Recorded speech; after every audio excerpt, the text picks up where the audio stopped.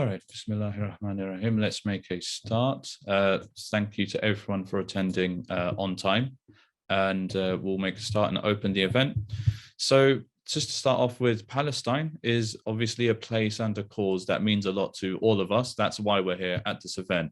And none of you need to be told the crimes that have been committed against them. You're all here at this event because you understand that Palestine's struggle against Zionism is a struggle for justice. What is less known or understood is just how widespread that injustice is. And the aim of today's event is to lay out clearly the injustices of Zionism and Islamophobia, the clear and inherent link between them, and why Muslims must tackle one to defeat the other and how to do so. So before we begin, just to explain the format and the ground rules. So each of our speakers will talk for about 15 minutes. And then we will end the event with a Q&A. The event should take up to an hour. If the Q&A is engaging, we may extend it for about 10 minutes. The chat, the text chat, is for submitting questions that we will try to answer in the Q&A at the end. Please keep the chat clear for those questions. Anyone who instigates and feeds debates in the chat will be removed. For those watching on our Facebook live stream, we will try to get to your questions after the event attendees' questions, again, time permitting. So let's get straight into this. Our first speaker is Stanley Cohen. Based in New York, he was a legal attorney for Hamas for 20 years and for bin Laden's son-in-law. He's also represented Hezbollah and members of Al-Shabaab, as well as the Black Liberation Army and the IRA, and the hacktivist group Anonymous. He's also led talks for the attempted release of ISIS's hostage Abdurrahman Peter Kasich. He's a long-standing supporter of Palestine and the dispossessed and oppressed. Zionists hate him, and therefore it gives me great pleasure to introduce Stanley Cohen. Thank you all. I'm honored to be invited to this wonderful gathering at 5:30 in the morning in the Eastern Standard Time, but I'm thrilled to be here. Let me say there are three things that are going on, and it's almost as if there's divine intervention, because as we're sitting here, and I'm thinking about, okay, how am I going to introduce this? I get a notice from Twitter that a report has been filed against me in Germany, which was rejected, because yesterday I posted a tweet about a Palestinian woman who's about to give birth and has been chained to her bed. She's in a detention center. She's not been charged. She's not been prosecuted. She's not been convicted. And my post was simply chaining a Palestinian mother to her bed as she goes into labor. Perfectly normal, because it facilitates infants' familiarity with the security of life, so essential to concentration camps, Israel. So it was a combination of snark, of political reality and life, and typically the response was, we have to file a complaint that's from the self-hating Jew, and it's anti-Semitic, and it was safe enough politically that Germany said no. So there's that. The second issue is I awakened this morning to a tweet from someone who I respect, but went on to try to explain how Robert Kennedy was essentially killed by Israel, assassinated by Israel, because he wanted them to register with FARA. As if, Israel, which is this Machiavellian masterpiece in a dark way at survival, at pushing and promoting, and which never quite got over its attack on the US vessel, is going to assassinate one of the most popular figures in the world in order to avoid a ministerial compliance in the United States that would have had no impact on AIPAC, that would have had no impact on the influence and the lobby of Zionists in the United States. And the accusation by itself sort of plays into the notion, you see, this is why they hate us so much. So there's a fine line between being critical, being objective, being real, being targeted, and going after them. When I say them, I just don't mean Jews. I'm talking about Zionism. I'm talking about those that promote Islamophobia, and those that think it furthers the agenda by railing and raving and throwing everything up in the air. Like last week, I heard JFK was assassinated because he was trying to stop Israel from getting nuclear weapons, as if the United States would be opposed to Israel getting the nuclear weapons or any other weapon to represent its interest. The third aspect of this discussion that's so timely is myself and a group of international lawyers are about to file another action, fairly creative. You'll have to sit with bated breath for a few days to see where it's going and why. But part of it is to draw out and flesh out, and I don't call it an international cabal because it's very much plain for everyone to see, the nexus, as you've been talking about, between Israel and Zionism and the rest of the world. Wherever there is a despot, wherever there is a colonial power, wherever there is a machinery of state that disappears, that tortures, that assassinates, that corrupts entire communities to further its own end, you're going to see Zionism, you're going to see Israel throughout its history. Whether it's in Africa in the early days of apartheid in South Africa, whether it was supporting guns with Rwanda and Angola and Uganda, whether, we talk about Idi Amin, who they very quietly, not so quietly, provided weapons to, whether it is with Pinochet in Latin America, whether it was Duarte in the Philippines, whether it is, now the Abraham Accords with those great progressive Muslim states of Bahrain, the UAE, and with KSA, whether it's the history with the Shah, what clearly has been established for more than 73 years, and part of this, the effort in this lawsuit we're about to begin with, is I had to go back and research the history, going back to the early 19th century, going back to the Bar Jara settlers, the Hashmonas Zionist farms in Russia, the Jewish Legion, the Mule veterans, all these different iterations of Zionist movements in the early 20th century, in the early 19th, the mid 19th century, that were designed for one purpose alone. And that was to exploit, that was to arm, that was to expand, and it was to seize. So some things change and other things remain more sophisticated.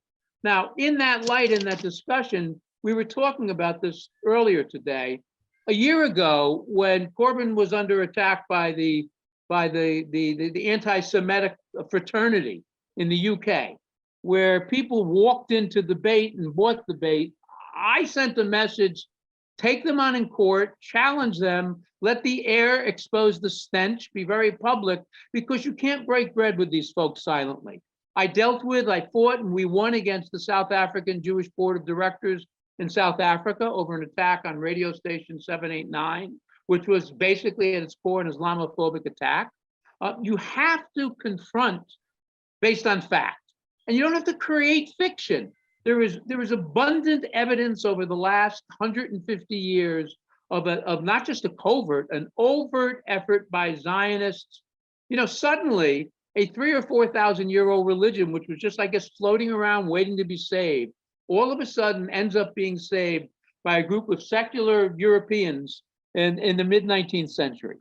So the notion of oneness, of Zionism conflates with Judaism, and it all conflates with Israel and the world, and they speak for the Jews of the world, or they speak for those of the world that were Jewish or practice the faith and no longer do.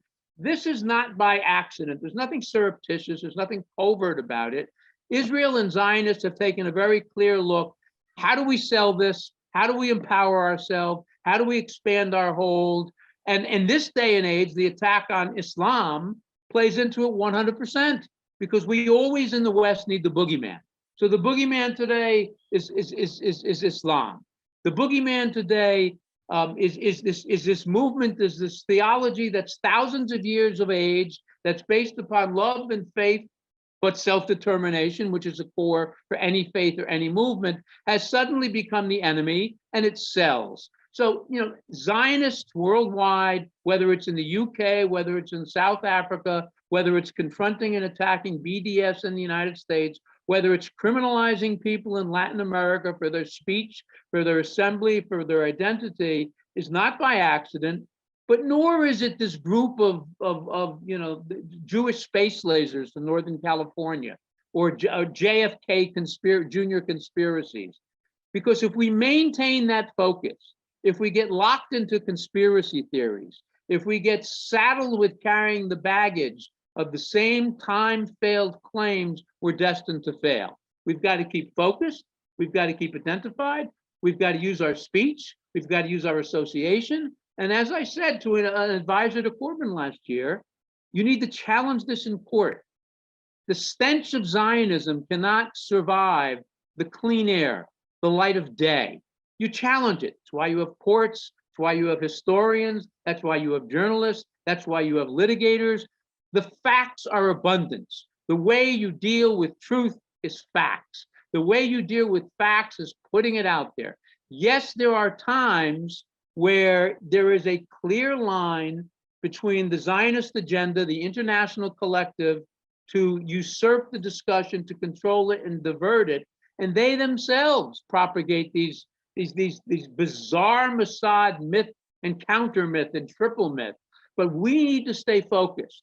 History, facts, truth, reality is on our side. And today, throughout the world, we are beginning to see the kind of pushback that Israel and Zionism has never faced before. It's a younger generation of women and men. It is a younger generation of political activists. It is a younger generation of people engaged in self-determination, in national liberation, in Palestine, in Africa, in Latin America, and to some degree in other Western states. And collectively, if we keep our focus, we deal with facts, we deal with history, we confront them whenever we can, not with conspiracy theories, but with reality, we have a chance of pushing back even further. When people ask me, a journalist the other day asked me how I was feeling right about now. It's a terrible situation, and I'll give you an example. There's a young woman from Gaza who was translating a bunch of declarations for me for this lawsuit last night, and she's not in Gaza right now. She's been outside of Gaza for 4 or 5 years, attending university, and I apologized because how incredibly painful the interpretation of these declarations are, which relate back to just this past May, and having gone through 3 attacks and her home being destroyed and family and friends assassinated. And the message she sent was, it's okay, we must do this. And that at the end of the day is what this is about. It is important to understand the Zionist agenda. It is important to understand that at its core is Islamophobia. It is important to understand that Israel does not own the United States, that it serves as a dutiful, obedient proxy in the Middle East and has for a long time. It is important to beat them, not with myth. It is important to beat them, not with conspiracy. It is important to beat them with their vulnerability. And their vulnerability is, for 135 years, they have represented the most blatant, the most overt, and the most damning terrorist unbroken network we have encountered. Thank you. Thank you so much, Stanley, for putting that so eloquently. We now have with us Professor Ilan Pappe. He is the director of the European Centre of Palestine Studies at the University of Exeter, and he is the author of 20 books, among them The Ethnic Cleansing of Palestine and On Palestine with Noam Chomsky. He was born in Haifa in 1954 and gained his PhD from the University of Oxford in 1984. He taught at the University of Haifa until 2006 and moved to teach in Exeter thereafter. It gives me great pleasure to host Professor Ilan at our event today. Thank you very much. It's a great pleasure to share the podium with Stanley and with all of you. And thank you very much for thinking about me and inviting me to this very important discussion on a topic that usually is either not discussed at all or is only discussed marginally, while it should be a very important part on the discussion on Palestine and its future. Let me begin by saying that everything that I would say here does not meant to claim that Zionism is an ideology or Israel as a state is the worst example of human brutality or inhumanity. The main aim, and I think this should be the aim, and this is the main problem we have with Zionism in Israel, is to challenge the exceptionalism that Zionism as an ideology and Israel as a state enjoys despite its criminal policies on the ground in the past and in the present. Exceptionalism like that provides a shield for Israel that enables it to continue the oppression of the Palestinians, which really is a daily occurrence against Palestinians wherever they are in the last century and even longer than that. Islamophobia, in this respect, for me at least, explains, not alone with other factors, the power of this shield. Islamophobia is an important ingredient in this shield of immunity that protects Israel from international condemnation or from any action that could have been taken in the past and should be taken in the future to prevent the continued oppression of the Palestinians on the ground. Dismantling the shield, for me, is a sacred mission. And therefore, I have to analyze as an activist and as a scholar the part that Islamophobia plays in this shield. And as I say, it's not the only component, but it's an important component. The second thing I want to preface my short intervention in this very important webinar is that because Islamophobia is part of this shield of immunity that enables Israel to do what it does, Muslims, and we know it from Britain, who support Palestine are regarded as endangering the validity of this immunity.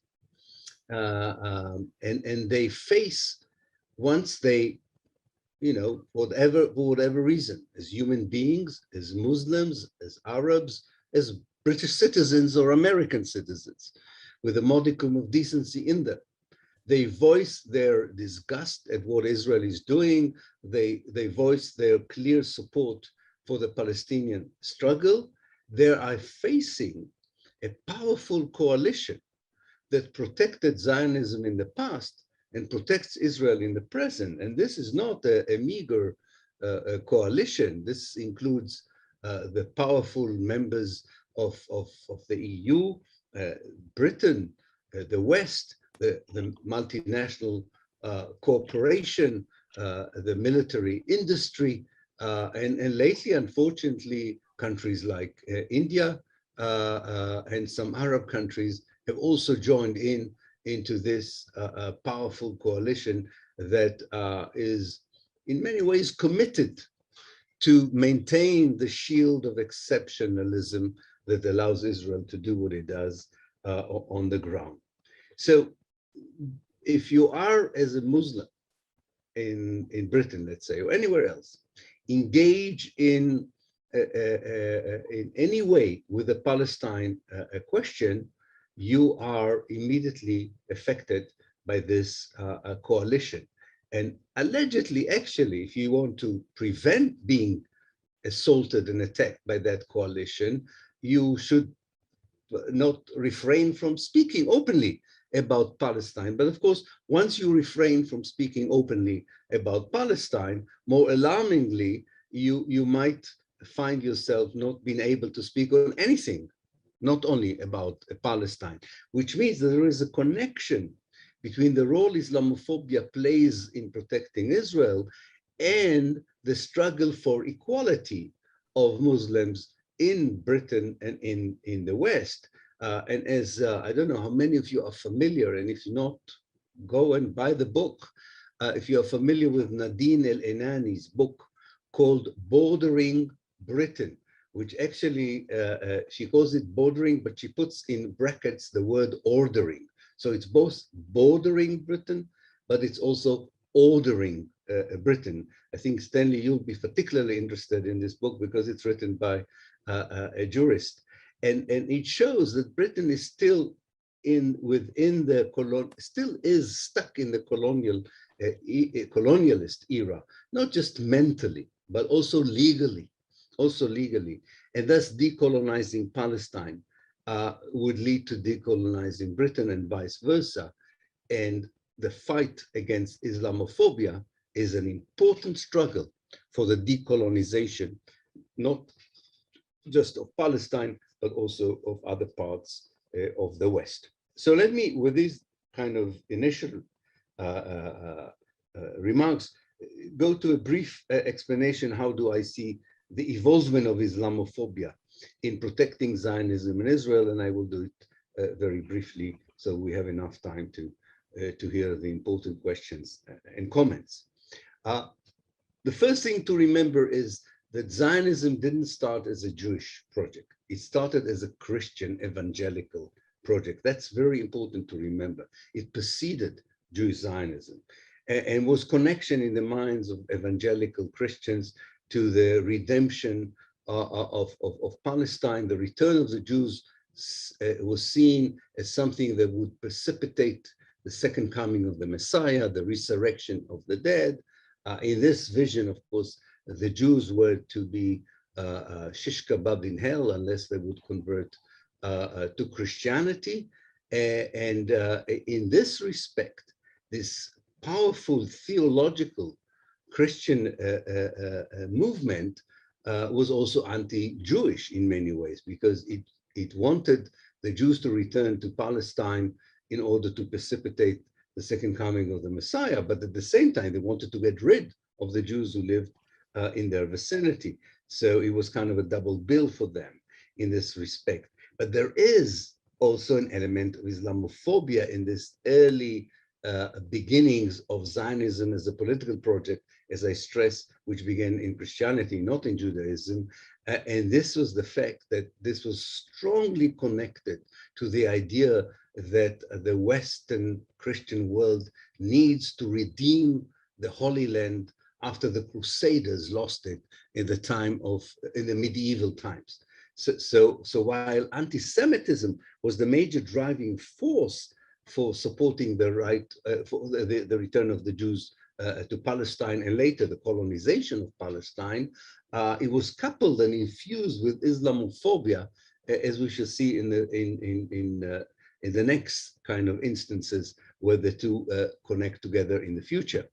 The early notions of the first group of the Jewish settlers, when Zionism became a Jewish political project and became a settler colonial project in Palestine, if you look at the early notions that these settlers had, or even when they were still activists before colonizing Palestine, I think today we will call their images and perceptions of the Palestinians as Orientalist in the way that Edward Said described the reductionist and racist perceptions of anyone who was Oriental in the West. But I think more focusedly, in the case of the Zionists, they're not just talking about the Orients or the Arabs. They keep using the term Muhammadins, namely the Muslims. And it's a mixture of ignorance of what Islam is, and more importantly, for our case, totally disregard for the civilizational role Islam played in Palestine in the past. And you can see how racist attitudes to Muslims for just being Muslims are kind of interjected with the overall dehumanization of the indigenous population, which is a very typical attitude of settler colonial movements. Mohammedans is also something that was used by the British policymakers who supported the idea of turning Palestine from an Arab and Muslim country into a Jewish state. If you read the memoirs of Lloyd George, the Prime Minister of Britain at the time that Britain granted the Balfour Declaration in 1917, giving something it didn't belong to someone it didn't belong to, the land of Palestine. He also talks about the need to redeem Palestine that was lost by the Crusaders. And he also says, I would rather have a Jewish colony than a Mohammedan, or namely a Muslim colony as part of the expanded British Empire, with the hope that they will take over the provinces that in the Arab world until then were part of the Ottoman Empire. And this repeats itself in the ceremonies that accompany the British occupation of Palestine. The famous entry of General Allenby to Jerusalem is rehearsed and enacted as a redemption of Jerusalem from the hands of the Muslims and bringing it back to the embrace of Christianity. During the mandatory period, both the pro-Zionist British officials and the Zionist ideologues and activists kept looking at the justified anti-colonialist struggle of the Palestinians against the colonization of Palestine. They tried to depict it as part of an Islamic war against Jews and Christians, wherever they are, and use this as a very valid very effective propaganda to galvanize, at least in Britain, public opinion to support the continued colonization and dispossession of the Palestinians.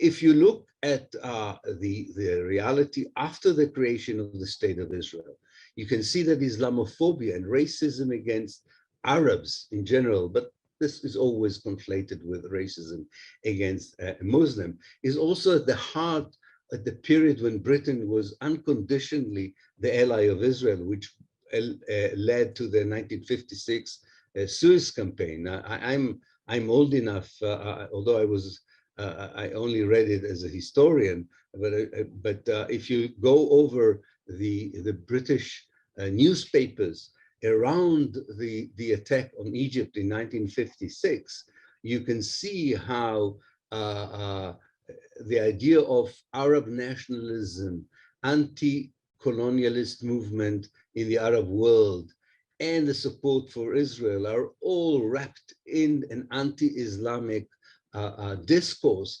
So these things are not separated. They're all part of the same kind of racism that is meant to justify anti-democratic and brutal actions against the Arab world and against the Palestinians at the time where supposedly colonialism should have come to an end.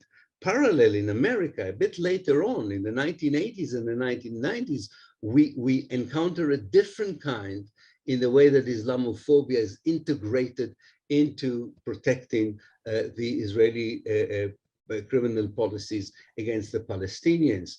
The evangelical priests, which we call Christian Zionists, together with the Israeli lobbyists, the pro-Israeli lobbyists in AIPAC, may try to produce this very simplified picture that support for Israel is support against Islamic terrorism, Islamic barbarism, and again, people are not fully aware of the implications later on, not only for the fact that an important section of the American public opinion gives backing to sinister American policies of support to Israel, and not just against the Palestinians, but against many of the neighboring Arab states, but that this also sows the seeds of venomous seeds of hatred and racism against American Muslims. And you cannot separate anymore these racist attitudes from the policy of unconditionally supporting Israel. And this, of course, is amplified after 2001, identifying first Islam with terror, then identifying Islam with Palestinian terrorism, delegitimize, and an attempt, which, thank God, did not succeed because so many people in civil society did not accept it. But the attempt was to delegitimize the struggle, the anti-colonialist struggles for liberation of the Palestinian by equating it with terrorism and then equating Islam with terrorism. This is the time when Israeli security experts are invited all over the world to help them deal with Islamic terrorism. There was a famous incident in the late 1990s, not an incident, an occurrence, when an Israeli minister by the name Israel Katz was interviewed in Belgium.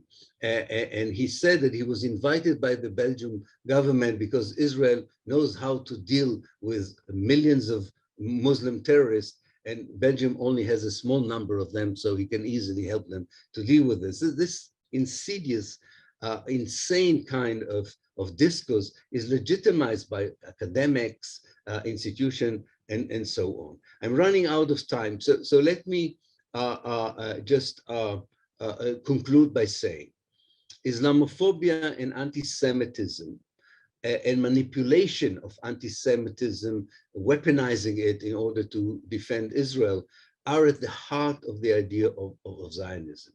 And a constant attempt to associate terrorism and Islam and the Palestinian struggle is meant to create fear of Muslims that can be conveyed to fear from Palestinians in order to shield, to conceal the inhumanity on the ground. So what can we do in 2 sentences? I think we have to rewrite a new genealogy, which is not there in academia, not there in the media, not there in the educational system. We have to rewrite the new genealogy of the relationship between Muslim and Jews over the years. We need to dispel the ignorance about Islam, give a clearer information about Zionism and why the 1975 United Nations resolution equating it with racism is valid still today. Make sure that people understand the difference between Judaism and Zionism, and really also expanding the notion of Islam, not just to explain it as a faith and religion, but also as a civilization. The Jews and Christians, and not just Muslim, felt an organic in it, an integral part of it. And this is the vision for the future. It's not just a reconstruction of the past. This is the only way Jews, Muslims, and Christians would be able to live together in a free Palestine. Thank you. Thank you so much, Professor Ilan, for that comprehensive and historical context. Just a reminder that, if you have questions for Professor Ilan and Stanley, they've unpacked, hopefully started to unpack a lot of thoughts and a lot of ideas and a lot of questions. So please do post those questions in the chat, and we will do our best to get to them after this part, my part of the event. So getting into this, so thanks to our knowledgeable and experienced speakers, we now know a lot more about Zionism and its strategic connections to imperialism, Islamophobia, and everything else that is hurting Muslims. But it's not enough to just know what is happening. We need to know what needs to happen next. What are the practical steps that every Muslim in the UK can do to do their bit to undermine Zionism? Now, nobody should leave this event thinking that they cannot do anything. So I'm going to use my time to give as wide a breadth of ideas as I can. And if we need to go into depth for a specific point, we can do so in the Q&A at the end. The first thing we have to do is to understand how the opponent thinks. Zionism is a perspective. It's a way of looking at the world, and it pulls together people who have a wide variety of backgrounds, but who are united in that perspective. Once you understand that perspective, you understand that Zionism leads to Islamophobia. The simplest way to demonstrate this to you guys is obviously with examples. So let's start off with Tommy Robinson. Every UK Muslim in this audience has heard of this Islamophobe. He's been bankrolled for years by Robert Shillman, who has senior positions in the Friends of the Israel Defense Forces and the David Horowitz Freedom Center. I'll come back to the DHFC, but back to Tommy first. He's been publicly defended by US Republican politician Samuel Brownback, who threatened to get Trump to criticize the UK when Tommy was in prison. That's the depth of his support for Tommy and the connections he has. Brownback is also an open supporter of the Israeli National Union, National Religious Party Alliance, which openly demands annexation and ethnic cleansing of all Arabs from the West Bank. They're lovely people otherwise, I'm sure. Another backer of Tommy is Middle East Forum, who said they were heavily involved in his release from prison. I will come back to MEF shortly. The last supporter of Tommy I want to mention is Rebel News, whose founder, Ezra Levant, has shown to be willing to put money into any reporter or story as long as they are willing to say negative things about Muslims. This may also explain why Rebel News are linked with Katie Hopkins, who is also listed as a Shillman Fellow of the David Horowitz Freedom Center. So DHFC is linked to Tommy and Katie, but also to Jihad Watch of Robert Spencer fame. Let's look at another Islamophobe, Raheem Kassam. He was supported and employed by Breitbart News, which was founded by Andrew Breitbart and Larry Solov, who visited Israel in 2007 and pledged to be unapologetically pro-Israel. Kassam has also been employed by the Henry Jackson Society, who in turn have been financially supported by the likes of Harold Calmes, a former treasurer of the UK Conservative Party, who has actually attacked Tory MPs who criticize Israel. And he himself is linked to United Against Nuclear Iran, which is pro-war in general and pro-Israel specifically. Henry Jackson Society has also received funds from Nina Rosenwald, who has described herself as an ardent Zionist and has been a director of AIPAC, and is the founder of the Islamophobic Gatestone Institute and has served on the board of the Middle East Forum. Okay, so that's a lot to take in. And in all honesty, I've only presented to you a small snapshot of the Zionist-backed Islamophobia industry. I could have gone further, but there's enough here to demonstrate that Islamophobia and Zionism are intrinsically linked. It's not hypothetical, it's not theoretical, it's not conspiratorial, it's actually happening. And remember, I'm not showing you this because I want you to feel defeated before you've even started. The only reason I'm showing you this is because you can only start dismantling a machine if you understand how it fits together. And when you look at this diagram, you shouldn't see some kind of unbreakable wall. All of these individuals and organizations are simply separate bricks that are stronger when they are together. Zionism is the mortar that keeps those bricks together. Zionism is the perspective, the way of looking at the world that unites these people. So what I want you to understand from this is just to reflect. As supporters of Palestine, or at the very least as Muslims in the UK, do we not have our own bricks, our own individuals and institutions that could be built up with the right kind of mortar, namely a simple desire for justice? Dear Muslims, we cannot defeat Islamophobia without defeating the injustice that is Zionism. If you choose to ignore Zionism, you choose to make the world a more dangerous place, not just for your children, but for every Muslim who comes after you and the future generations of your children and of Muslims who will come after us.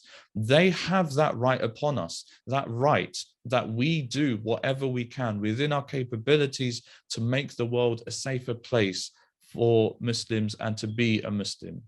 So now that we understand why Zionism must be defeated, let's start thinking about how. The very first step before anyone can act is to be informed. How can we do so? I'm just going to quickly go through these ideas, but obviously there are many people in this audience who are even more creative than I am. Please do put down your thoughts in the chat and we can discuss them in the Q&A or after the event. So events, obviously you can attend events like this one, which not only gives information, but can help you join the dots and see the bigger picture.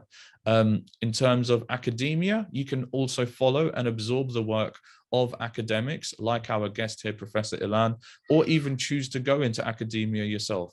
Activists, there's also the work of activists like our guest Stanley Cohen, whose 20 years as a legal attorney for Hamas has given him an understanding of the Zionist machine that most can only have nightmares of. Independent media and journalists. There are plenty of journalists and media outlets who are independent of manipulative funding and can give up-to-date developments depending on their specific area of focus, whether it's on the ground in Palestine or in the halls of power. Social media, there are plenty of people who don't fall into these neat categories, but they can still be found on social media. But obviously, you know, take this with a pinch of salt. Don't become a victim of misinformation, as Stanley was so careful to point out. And joining an organization, being a member of an organization is the most straightforward way. Like joining MPACUK, which enables you to take in information, discuss it with your teammates, and therefore absorb it and understand it further. Now, becoming an advocate is an ongoing process that never ends. No one is, you know, the final expert at being an advocate against Zionism, but this is a necessary step because it sets you up for the next part of the process, which is to become advocates. Don't just sit on the information you have now gained. Get it out there. Get it out there confidently and get it out there in any way that you can. I'm going to go through some ideas briefly, but like I said, some of you are very creative and can advocate in ways I can't even imagine. So social media posts, the simplest way to start is by posting on social media. If you don't have social media, perhaps, you know, you're having conversations on your WhatsApp or Telegram or Signal groups. Contacting MPs, another way to advocate is by contacting your MP. This can be done by email. And some MPs have actually said that a physical letter, an old school physical letter, is pretty persuasive. And of course, you can meet them for an appointment as well. Letter writing to papers. So speaking of writing letters, you can also write in to most national or local papers. Calling into local radios. So if you're more of a radio person, you could call in when they have a caller discussion, and creating and sharing videos. So of course, if you have a camera, which most of us do now, you could create and share your own videos. And again, membership of an organization, I'm going to point out again that joining an organization like MPACUK will train you and give you access to the tools and platforms and ideas that you might not otherwise have. Now, why is this step so important? Why is it so important to become an advocate and not just hold on to the information that you've absorbed? Because becoming an advocate gets you well on the way to the next key step. We have to abnormalize Zionist organizations. We have to make it not normal to work with organizations that support the occupation and oppression of Palestine. And each of us in our weekly normal lives come across plenty of public institutions that have normal working relations with Zionist organizations. So starting with the most well-known method of abnormalizing Zio organizations is boycotts, which is basically about shaming businesses for enabling the Zionist agenda. Schools and colleges were under the microscope recently after Israel's attacks on Gaza in May, and UK students' organic reaction and revulsion to this. And after this, the UK Minister of Education himself, Gavin Williamson, who happens to publicly support Israel, sent letters to schools and colleges and told them to work with Zionist organizations to give a more balanced teaching of the Israel-Palestine occupation. Universities, I'm putting universities separately to schools and colleges because their fight to support Palestine and oppose Zionism has been going on for much longer and is pretty distinct in its own right. But in short, if you're a university student, then join that fight. Madrasas, if there are any parents or older siblings in here, push your madrasa to teach about what's going on in Palestine. And for mosques, you know, they love to get involved in interfaith work, which is great, but hold them to account in terms of who they're partnering with. And, you know, get your imams to talk about Palestine, get your committees to invite expert guests, and also get us in touch with them, and we can collaborate on upcoming campaigns and projects. And again, joining an organization like MPACUK will give you the training and opportunities to do all of the above and then some. So, okay, quick reflection here. Obviously, this is all a huge amount of effort. What is the end goal? What are the milestones that will tell us if we're getting close to any kind of victory. There is only one way to know if we're winning against Zionism, and that's by joining that battlefield we all commonly call politics. Before I get into this, let's reflect again on the very first step about understanding our opponent's perspective. Zionism is a way of looking at the world, and that is to look at the world with Israel right in the center of everything. And for Zionists to ensure that others work towards that goal, the way leaders run their communities must have their own priorities hijacked or brought into line with Zionism. And influencing the way a country is run is, what is that called? It's called politics. Zionists obviously have their own reason for believing in their cause. Those reasons may be, quote unquote, religious or economic or just groupthink. But in terms of a movement that is trying to redirect entire governments to absorb the Zionist perspective, that redirection and influencing is called politics. That's what the process is called. And as I showed at the start, and as our speakers have pointed out so eloquently, Islamophobia is clearly being used as a tool to redirect politicians' policies and bring all of them onto the same page. You can choose to ignore the power of politics, just like you can choose to ignore the power of the ocean current. But when a tsunami hits you, all the people you love, everybody's getting destroyed all the same. It's undeniable that Zionism is inherently political and inherently Islamophobic. So therefore, if we want to land the winning blow on this Zionism and Islamophobia, this is the final battlefield we must work towards and gain victory in. So starting at a small scale, we have to oppose Islamophobic and Zionism-friendly statements and actions. We have to call these out to stop the normalization of Islamophobia, which is what Zionism feeds off of, as Professor Ilan pointed out. Mayoral elections, stepping up in scale, we have to be involved in campaigns for or against mayors, depending on the candidate's friendliness to Zionism. There are plenty of other types of elections to get involved in, but this is the basic idea.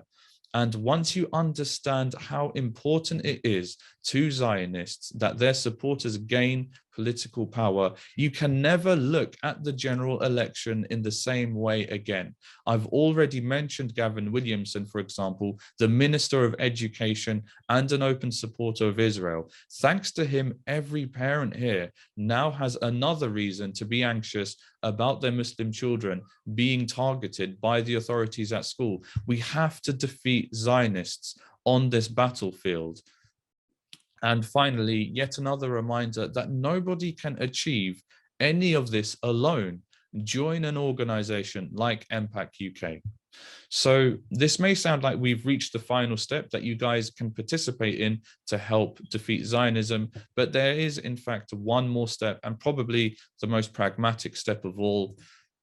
Fund all of the above. Nothing is sustainable without money. If we want to beat a well-funded machine, we need our own functioning and funded machine. The thing to remember here is that, sure, you might not have the time to regularly do any of the things that I've just talked about, but you can still support the work.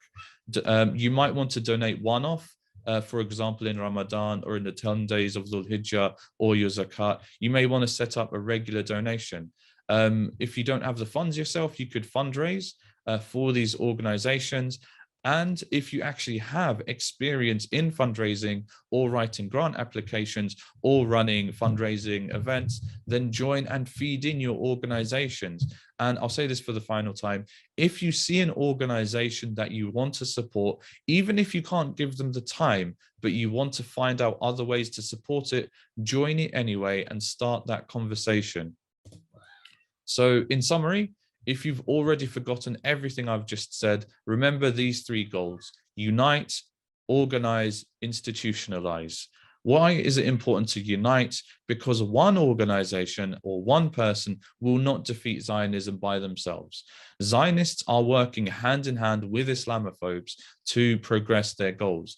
And likewise, Muslims must unite with each other and with allies to win against Islamophobia and Zionism. What does it mean to be organized? Once you have a group of people together, you're going to have You're going to have lots of ideas and resources that need to be prioritized in a way that works for everyone and gets us closer to our shared goal. And if we want each of our successes, no matter how small or large they are, if we want our steps towards victory to remain even after we have gone, we have to create and join and maintain the institutions that will carry on this vital work.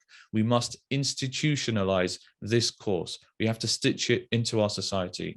So if you agree with some or most, or hopefully all that you have heard today, join MPACUK, just fill out the volunteering form. There should be a link in the chat now or shortly, or perhaps donate. There should be a link to that too. So I'm going to take some questions now.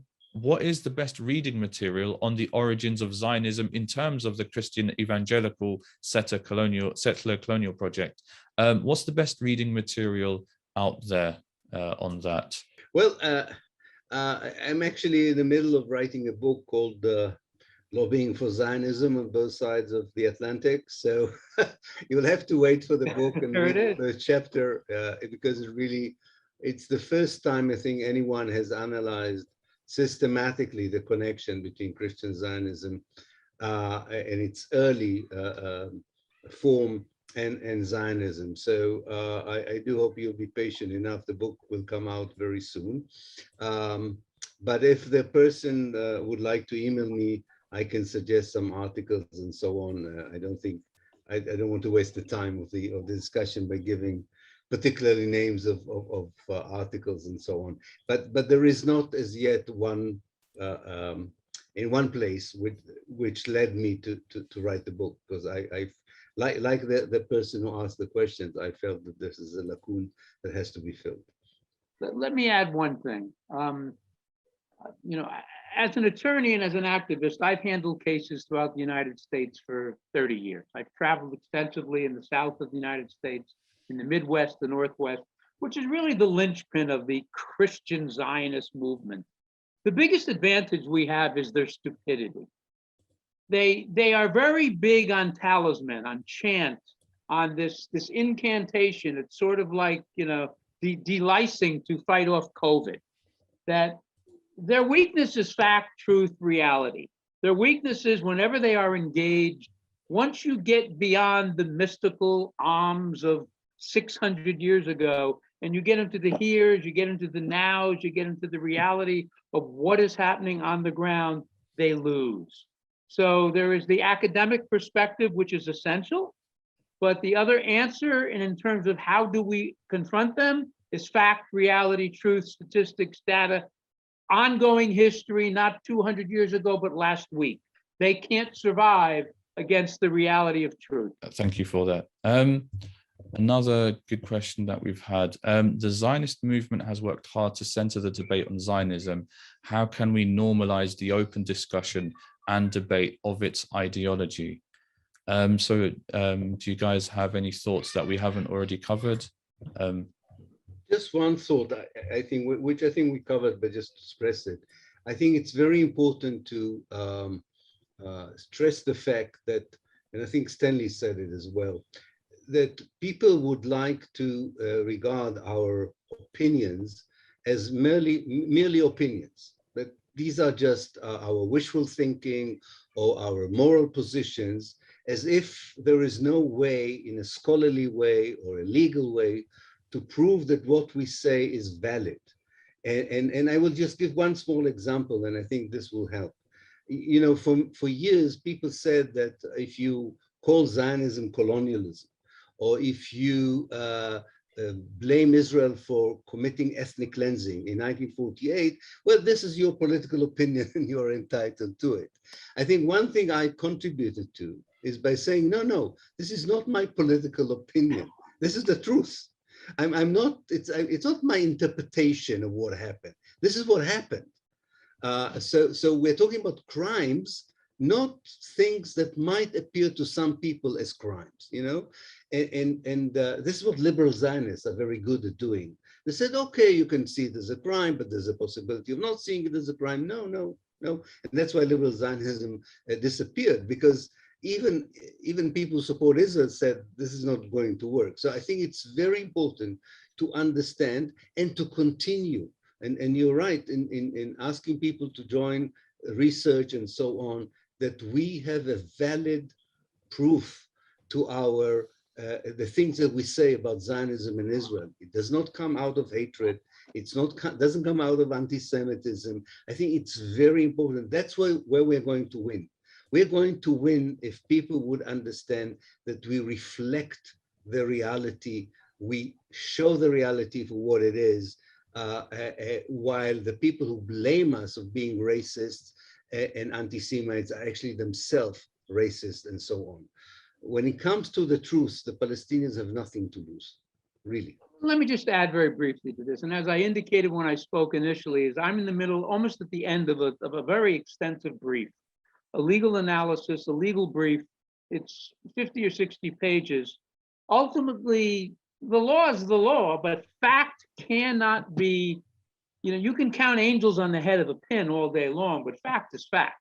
And this is a brief that beginning 130 years ago, right through last week, is based upon undeniable fact, events, occurrences, not extrapolation, quotations around words from Zionist leaders, from leaders in Israel, from support groups, fact, their own words, their own theology, their own premise. And as long as we are not hiding, as long as we are using, as long as we are projecting, as long as we are relying upon fact, not conspiracy, not myth, not our own political quote unquote agenda or interpretation, we can't be defeated. When the likes of key influential figures like yourselves speak out against the realities and injustices of Zionism and oppression of Muslims in Palestine, the Zionist media and lobby conduct a character assassination to delegitimize your views. How have you personally overcome this, and what advice would you give to others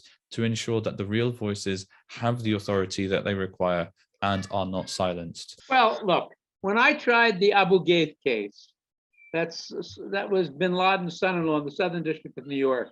The second generation iteration of the JDL, they posted these leaflets, thousands of them, all over the courthouse in the areas. Cohen is a self-hating Jew. Cohen is anti-Semitic. Cohen is this, Cohen is that, Cohen is this.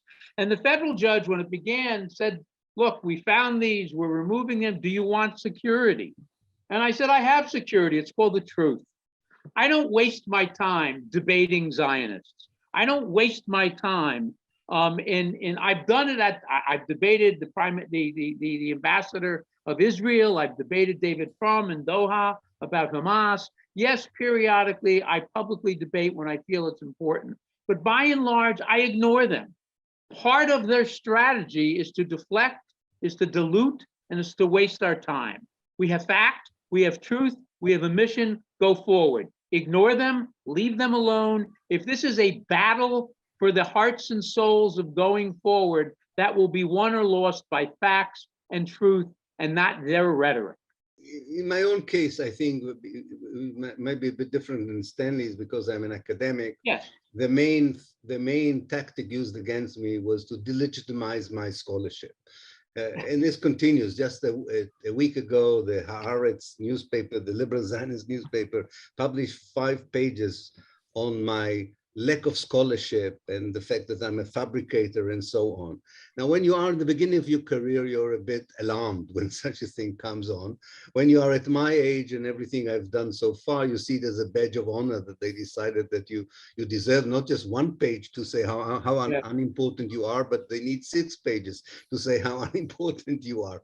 I think what really kept me all the time strong is the fact that I was not alone.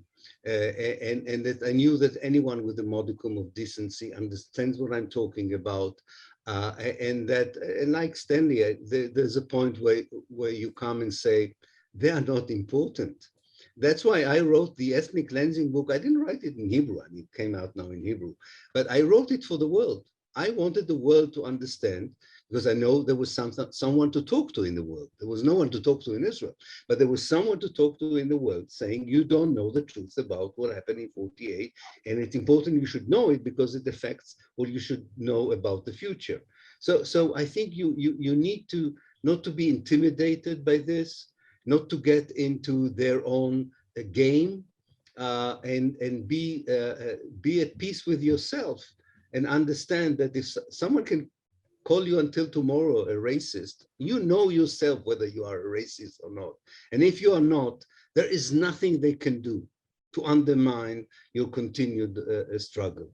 But I don't want to undermine, I mean, for young, especially young students, and maybe Stanley is not always aware of this, but in British universities, young Muslim students are now targeted by new regulations called under policy called, I know you know about it, Stanley, policy called PREVENT, and the new definition of Holocaust denial.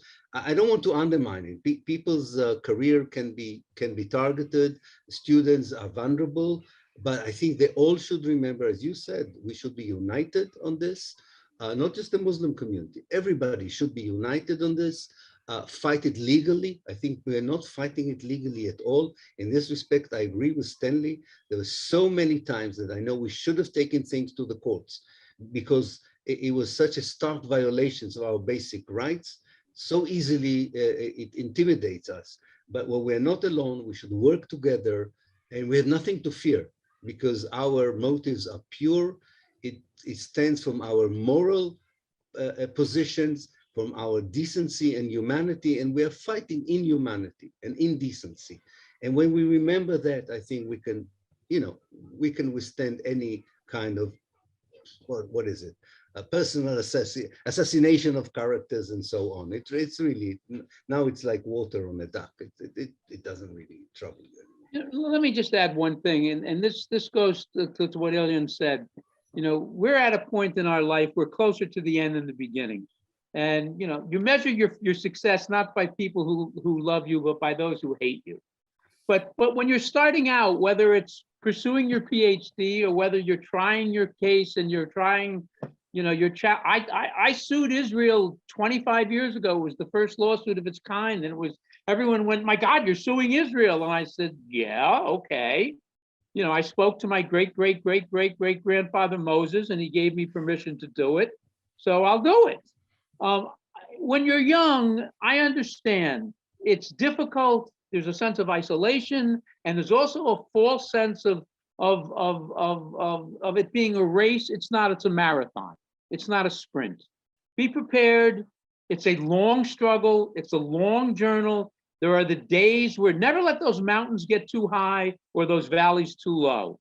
You've got principle. You've got purpose. You've got passion. Dig in. There'll be the times when you go home at night and you smack yourself for saying something you shouldn't have, or you smack yourself for not saying something that you should have.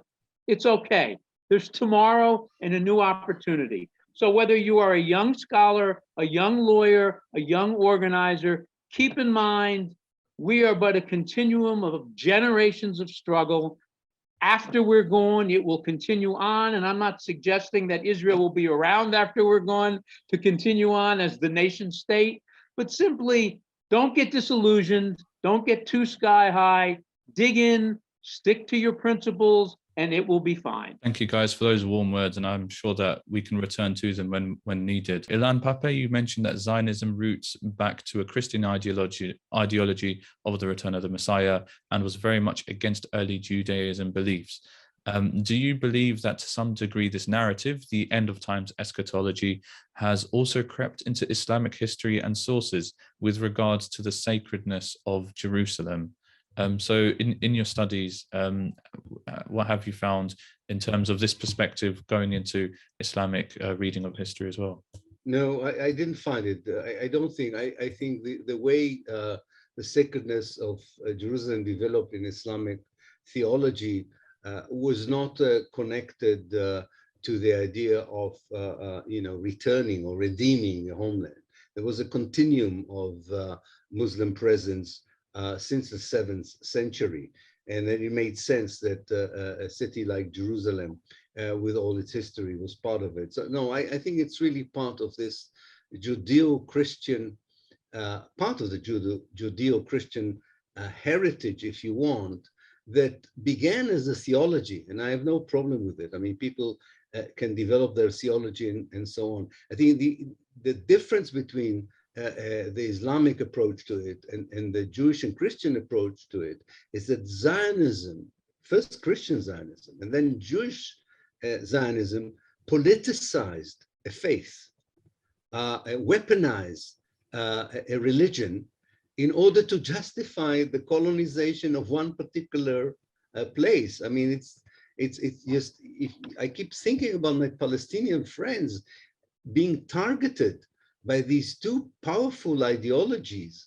and being in the way of solving the Christian problem with Judaism and the Jewish problem with Judaism, and they want to solve it all at the expense of the Palestinians. It's just unbelievable. And of course, to that you can enter capitalist interest and strategic interest and so on. And if you know the Palestinians as I do, this is one of the most peaceful nations in the world.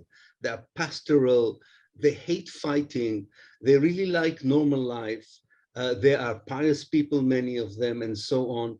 But they're really, I mean, they try to be normal and natural, and they're faced with this project of dispossession that God knows where they found the energy to be resilient and resisted, given the powers that are against them.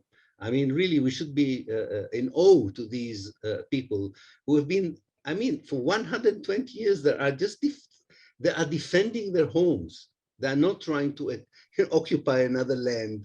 They're not trying to expand. They're not trying to expel anyone. They're not trying to kill anyone. They just try to survive as a natural, normal people, and this is denied to them. And I think this is something that we should understand, and that's why Islam plays a role in Palestine as being part of this natural, organic part of the Arab world and the Muslim world, whereas Christianity and Judaism are used. I'm not saying that they are, but they are used in order to dispossess the Palestinians with the hope that somehow this solves the problem that should have been solved years ago between Christianity and Judaism. I think that this is part, and of course, everything else is built on it. Islamophobia, racism. We didn't even start talking about the connection between racism towards African Americans and Black people, wherever they are, and Zionism. There's also connection there in all forms of racism, all forms of racism. If you have one exceptional racism that is legitimized, you undermine the struggle against any kind of racism. Thank you for that, Professor Ilan. And I do apologize that I'm going to leave you. You have to leave, yeah. Stanley can stay with you, believe me. You're not losing anything. I'll try to pick up where you leave off, but it's impossible to substitute for you, Elliot. Thank you. And thank you very much. And I will be very happy to join you again if you continue this discussion, I think, which is very important. Thank you. I just want to say thank you for your courage and steadfastness and leadership and please do keep it up for people like ourselves and for the people of Palestine, so we may continue the work that we need to do. Thank you. Thank you very much. I'm very honored by this. Thank you. And we'll see you all soon. Thank you. See you soon. Goodbye. Stanley, how much more time do you have? Oh, my doctor said about 20 years. Well, I'm not worried. Let me just add one thing that Ilan said, which is so true. You know, Palestinians are per capita the most highly educated people in the world. When you take a look at the numbers of master's degrees, PhDs, of literacy, despite the bombings, despite the genocide, despite the mayhem, academia, accomplishment, scholarship has been the linchpin, along with farming and rural community and family, for time immemorial. And I remember sitting around 25 years ago speaking to the then leader of the political wing of Hamas, and we were talking about armed struggle. And he looked at me and he said, you know, you realize we had to learn how to fight. He said, we don't fight. We historically, we read, we write, we teach, we raise our children, we raise our crops, we have family, we celebrate our faith and our future, but we don't know how to fight in that sense. So, you know, and that's why what drives Israel probably crazier than anything, combating balloons from Gaza, criminalizing kites, turning them into nuclear weapons, going after young women and men with stones and with masks. It's a struggle that the West is very much unfamiliar with and can't comprehend. So half the Israeli dynamic is trying to manipulate acts of civil disobedience, acts from the civil community, and to turn them into anti-Semitism, to turn them into Islamic fanaticism, when it really is about principled positions. And again, I've never forgotten, this was the then political leader of Hamas saying we had to learn how to fight, and how true it is. That is very insightful. Stanley, I'd like your thoughts on this question. How do we begin the process of decoupling the Zionist lobby in UK politics? Corbyn being a prime example of someone who is not a Zionist and how he was hounded out of the office. So you already mentioned, you try to advise them, take these guys to court. Would you be able to explain that a bit further, and maybe more generally, how can we decouple the Zionist lobby from UK politics and the major parties? Well, look, I'm a lawyer, but my last life as a human being, I was an organizer and a social worker. So I understand well the complexity, the evolution from fighting in the streets to fighting in the courtroom, and they're not disconnected. And that's why applause for your position and your statements about organizing, about being a voice, about challenging, about building bridges. Some of the most important courtroom fights in history have resulted in losses in the short term, but victories in the long term. I believe a strategic error has been made by not challenging the Zionist lobby in the UK, by not going into courtrooms, by not suing people, by not exposing the truth. Because the reality of it is you may end up losing on the pure facts of the law, but the reality of it is when you have the facts, you're going to win. You're going to get judicial decisions that take notice of facts. The more facts you establish, whether you win ultimately on the question of law, the stronger your argument in the street. The more you reduce from the Zionist lobby in the UK, as we did against the South African Jewish Board of Directors in the radio station litigation 10 or 12 or 15 years ago, when you remove their rhetoric, when you remove their screen, when you remove their legitimacy as the arbiters of truth, it locks in a new paradigm of facts and truth that empower people. So my position is in the UK, where you have different laws when it comes to speech, different burdens, where people get prosecuted for so-called hate crimes, where people are sued for libel, is go into courtrooms, litigate. There are a world of expert witnesses. Zionists cannot defeat facts. Facts are sometimes screamed from street corners, but it's not as powerful as it is from the witness stand, where judges themselves for the first time hear things, see things, learn things, understand things, and become part of the public debate, the marketplace of ideas. So it's this marriage of confronting, of activism, and litigation. I suggested that to Corbyn a year and a half ago. I said, look, as long as you keep this in the street, you're going to lose. Even if you lose in the courtroom, you win because there's facts, there's truth, there's reality. And that's my position. It's a marriage of the two that historically, with every political movement for self-determination and for truth, relies upon. I should point out that Stan, as many people might be able to tell, Stanley isn't in the UK right now. He's actually been with us on this event since 5:30 a.m. his local time. So I'm going to give one more question, and then give Stanley an opportunity to get away from us and perhaps rest. Let's stretch those 20 years to 21 if we can. So the final question I want to give you, the Zionist movement has worked hard to censor the debate on Zionism. How can we normalize the open discussion and debate of its ideology? What are your thoughts on that, Stanley? Well, again, look, I have a lot of faith in the streets. I have a lot of faith in the courts. I have a lot of faith in scholars. I think it's a combination of all of them. As I said, I've just spent with a group of other lawyers a month preparing for a brief that we will be filing in an international venue next week.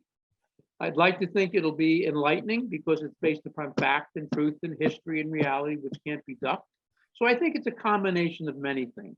Let me give a special message to lawyers. Not that we're the, when you're in law school, we're taught we're the best, the brightest, the prettiest, the handsome, we're touched. And maybe we're also a bit spoiled, who knows, and brats. But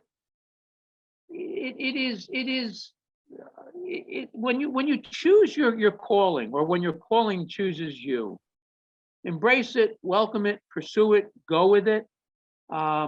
We have the unique ability, and this goes for young law students, it goes for barristers, it goes for solicitors, it goes for a generation of activists. And it doesn't make us, again, the one way to go, but I'm just speaking to that collective at this point, where we can push the narrative, we develop the skills, we learn to fight the fight better than the other side, and don't be intimidated, take the cases, large and small. Many of the biggest victories are done in private, are done in quiet.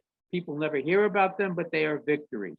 In terms of people in the streets, build coalitions, build movements, go to events, sponsor events, understand and accept you will be vilified, at times even criminalized. None of that swallows principle. None of that softens purpose. None of that changes collective poise. We have on our side momentum and history. We are at a crossroad that I believe, in terms of not just Palestine, but in terms on the attack the last 20, 30, 40 years on Islam, a beautiful religion, a beautiful faith, a beautiful vehicle for truth and humanity. We're moving the corner. We're shifting it. There'll be victories, there'll be losses, there'll be days we'll feel like we're walking on air, and there'll be days when we don't want to leave the bedroom. It's okay. It's all part of the process of evolution, particularly when you're talking about pushing back against Zionism, particularly when you're talking about pushing back against anti-Semitism, particularly when you're talking about pushing back against Islamophobia. There's nothing new with this. I mean, sure, Zionism is a baby move, a geopolitical movement that's 120 years old. But when it comes to attacks on faith, when it comes down to the history of Islam or Judaism, excluding that Zionism, which has nothing to do with Judaism, you're talking about struggles that go back thousands of years. It doesn't mean you wait thousands of years, but it means we keep in perspective who we are not, what our role is, what we can or cannot accomplish. Silence is complicity. That's how I sum this struggle up. I don't think there's anything I could say that tops that. So I think that's a great way to bring this event and this discussion to a close. Stanley, thank you so much for your time and your enthusiasm, as well as the experience and the information that you've brought to this event. I do hope that you can join us again. This is a kind of an event that we want to repeat over and over again until it's normal to, or it's abnormal to, support Zionism. We're going to keep doing this. Guys who have attended, please do sign up with MPACUK if this is the kind of event, if this is the kind of cause that you also agree with and want to be a part of. Everything that you've seen, part of this event, the promotion of the event, the running of the event, we depend on volunteers. So please do join up and play your part if you can. Thank you, Stanley. I hope to speak to you soon at the next event, if not sooner. Inshallah. Thank you so much. Inshallah. It's an honor to participate. It's a great program. Your work is just fabulous, and I urge people to support it.